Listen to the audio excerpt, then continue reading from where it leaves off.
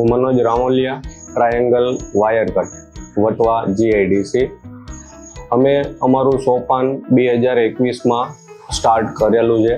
2022માં અમે SR 400 SNT પાસેથી machine ખરીદ્યું અને બંને મશીનો ચલાવ્યા પછી અમને SNTના SR 400માં ઘણું સારું પરફોર્મન્સ અને સારું રિઝલ્ટ મળેલું હતું.